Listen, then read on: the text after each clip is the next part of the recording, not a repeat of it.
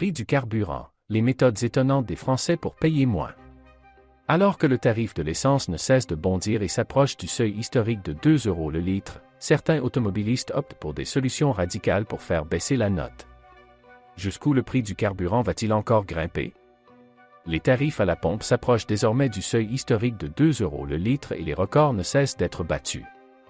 La semaine dernière, le litre de gazole a par exemple bondi de 14 centimes d'euros, désormais à 1,87 € litre en moyenne, comme le samplon 95 E10, d'après les derniers chiffres du ministère de la Transition écologique au 4 mars.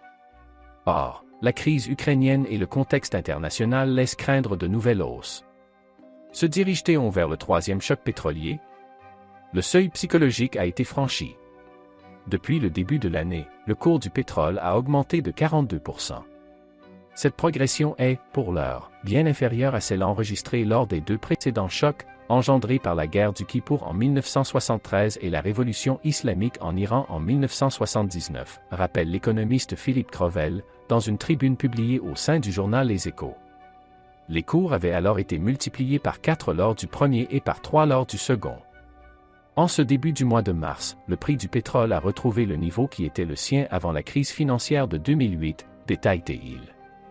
À 2 € litre dans plusieurs métropoles, le seuil psychologique a été franchi, indique dans les colonnes du Parisien le représentant d'un géant du carburant.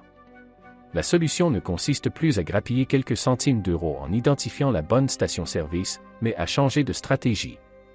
D'autant qu'il va y avoir une hausse de 8 à 10 centimes du litre cette semaine, a prédit Michel-Édouard Leclerc, patron des centres Leclerc, ce lundi 7 mars sur France Info. Or, la crise ukrainienne et le contexte international laissent craindre de nouvelles hausses. Se dirige-t-on vers le troisième choc pétrolier? Quant au gouvernement, il appelle à la frugalité plutôt qu'à la patience. Une baisse des tarifs n'est donc pas à l'ordre du jour. Nous devrons tous faire un effort sur notre consommation d'énergie, tous prendre conscience que nous entrons dans un monde nouveau, a recommandé Bruno Le Maire sur BFM TV. Certains automobilistes ont d'ores et déjà trouvé des alternatives pour réduire leurs notes. En voici quelques-unes. Les conducteurs misent sur les carburants alternatifs. Les ventes de boîtiers de conversion s'envolent, tout comme l'attrait pour les Ford proposant une motorisation flex-fuel d'origine permettant de carburer indifféremment à l'essence ou au superéthanol.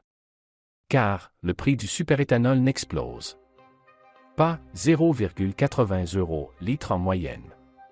Certains conducteurs font des mélanges, nous le savons bien, et d'ailleurs nous les avons surnommés les chimistes, révèle au quotidien francilien le porte-parole d'un grand réseau de stations essence.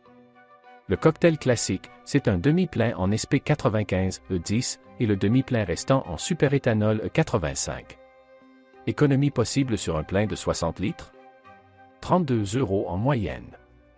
Attention toutefois aux effets nocifs pour votre moteur.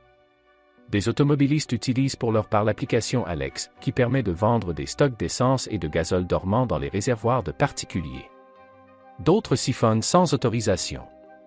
D'ailleurs, les vols de carburant se multiplient partout en France. Enfin, des conducteurs se dirigent vers le covoiturage, se mettent au vélo ou optent tout simplement pour le télétravail.